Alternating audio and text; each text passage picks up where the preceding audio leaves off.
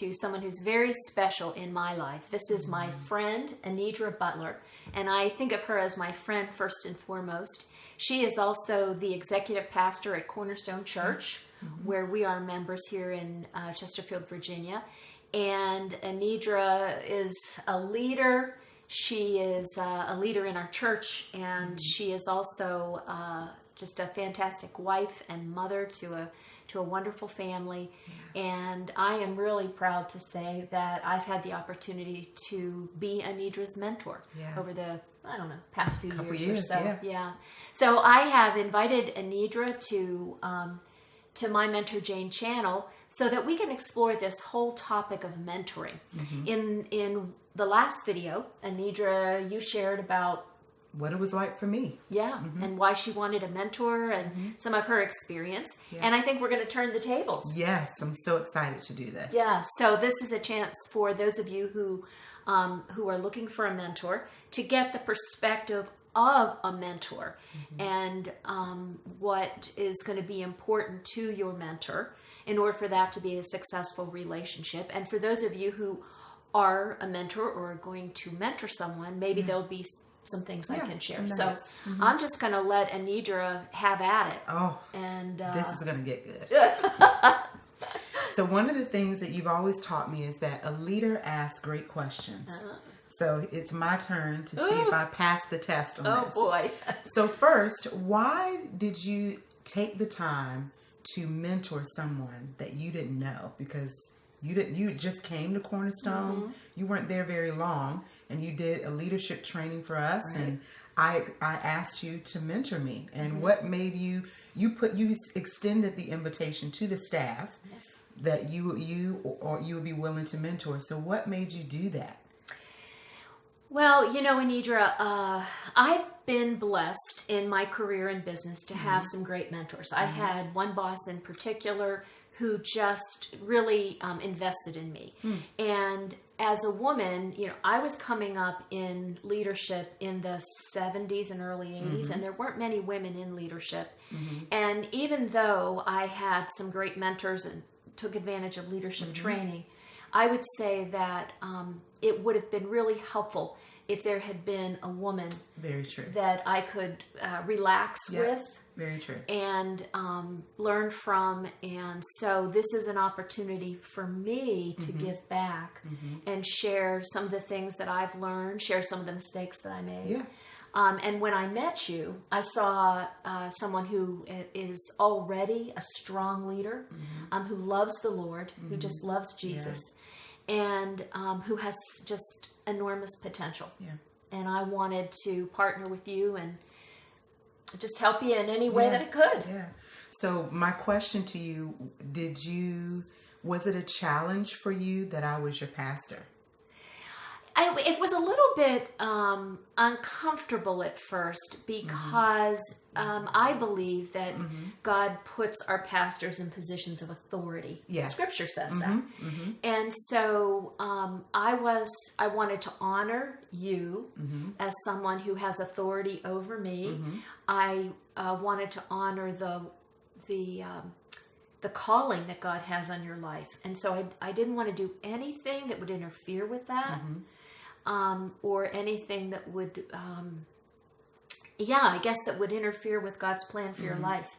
And so that was the one, concern. But I prayed about that, and I felt there was a go ahead, and we kind of went on from there. We talked about keeping things confidential. We did. Very honest. Yeah. So I felt that I was protected, and you were. I was offering you protection. That's right. That we could be honest with one another. And what about the fact that we come from different places and spaces? Different backgrounds. Did you feel like that was a challenge? Like, wow, what do I have to offer? I mean, we don't come from the same place. Was that a challenge for you? I was more curious, I think, about it. Maybe a little intimidated. I believe that leadership is leadership is leadership. And that strong leaders, whether you're working in business or nonprofit or in education or in church, leadership principles are the same because people are the same. So I was pretty confident that the leadership experience I had was transferable, but I wasn't 100% confident. That's honest. Because I respect that the church is a different environment and a different culture. And I had to, you taught me some things about that. And that I think sometimes I was trying to be a little bit, this is the way. Right. And you helped me broaden my perspective. I'm glad I could do that. You did. Glad I could do that. So my next question is, how did you know where to start? Like, everybody, like you said, we're all different. We all have different challenges and things that we're facing. How did you know where to start with me and when to challenge me, when to not challenge? Yeah. So I didn't know you very well. So I think we spent a little bit of time on, tell me about yourself.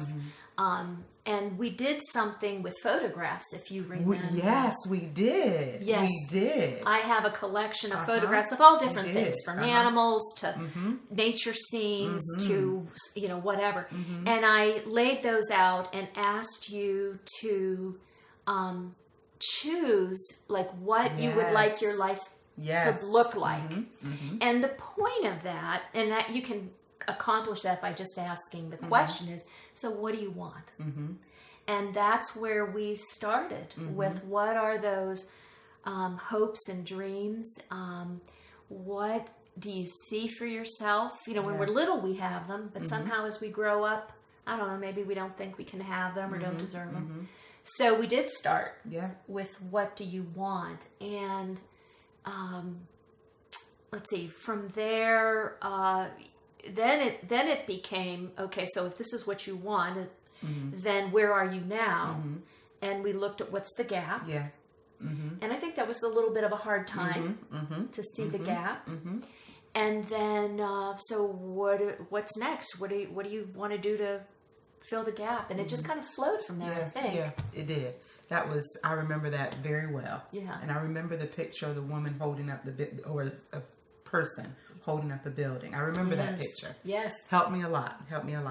So did you have any expectations of what this would look like, how long it would be? I mean, did you have any expectations on your end of what this relationship would look like? Did you know who you wanted to mentor, kind of thing? Well, I've been mentoring women for a long time, even in my role as a leader. I like to think that I was a boss, but I was also a mentor to women and men that were on my team. And then after I left corporate, my executive role, I went on to become, got trained as a coach. So I had a business, developed my business in leadership and team coaching. So I have been coaching and mentoring for, most of my life. Now that I'm retired, I find that I think the Lord just brings people to me. And if they reach out and they follow through, as you did, you always follow through on things, then I was willing to keep the relationship going as long as possible. And now, you mentor me, I think, as much as I mentor you as time has gone on. And I can say, I know for me, I didn't expect to gain such a beautiful friendship with you. And so I believe on both sides, the mentor and the mentee, we both receive a gift, a blessing. Yeah. So it's something beautiful when you say yes, because both of you receive. We do. And ours, I guess what I want to say is our relationship developed into a friendship. It did. A lot of mentor relationships don't. And that doesn't mean that there's something wrong with the relationship. It's just the way that ours... It worked. It worked, and that's the way it flowed, and we have another connection through the church. So sometimes mentor relationships will be for a specific project or a particular season, somebody making a transition to a new role, or they have something that they want to accomplish, or there's a skill they're trying to develop. And so mentor relationships can be, pretty short term to, ongoing. And so speaking of that, what are some signs that you've seen that okay, this is not gonna work?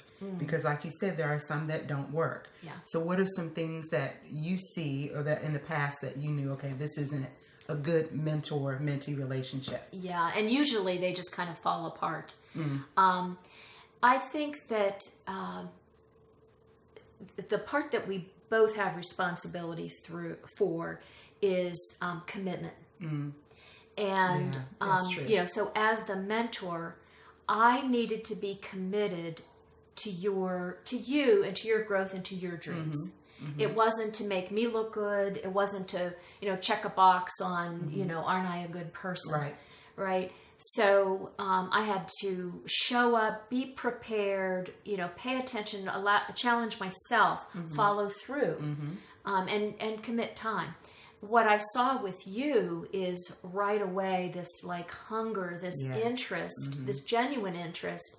And then when I gave you homework, like that early on about, well, think more about what you want, you did that. Yeah. And if there was, I remember situations where you were going to have a meeting with someone and you were, you weren't sure how to handle yourself.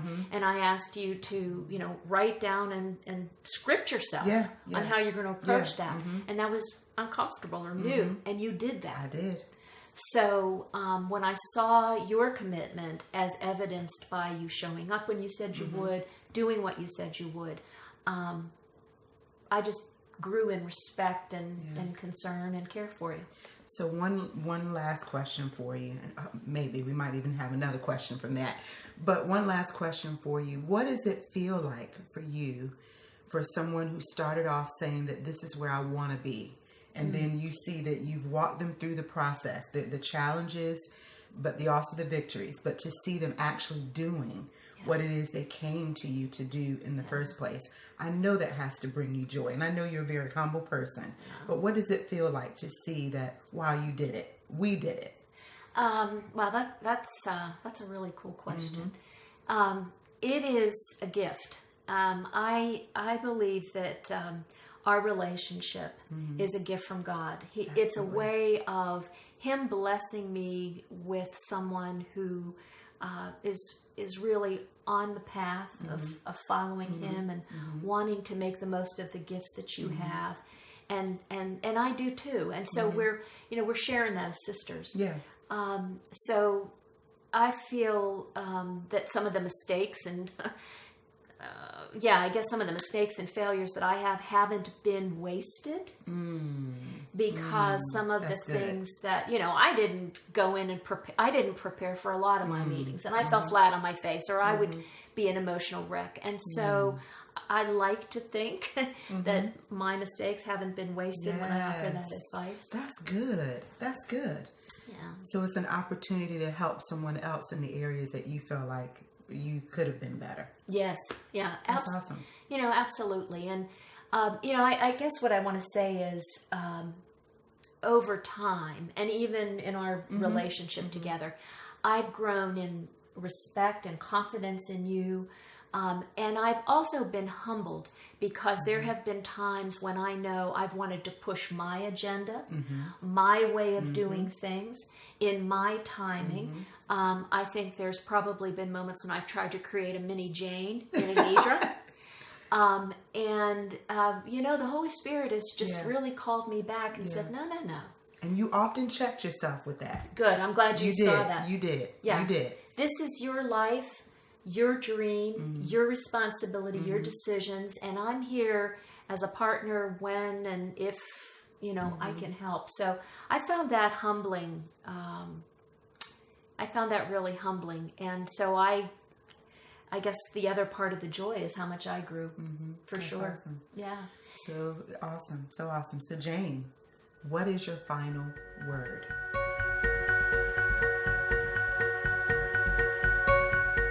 If you are someone who has been asked to mentor someone, don't be put off by that word mentor.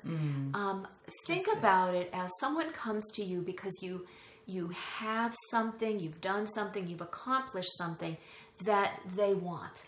It's a sign of respect and appreciation for what they see in you or what they hope you can help them with. And so you don't have to be perfect.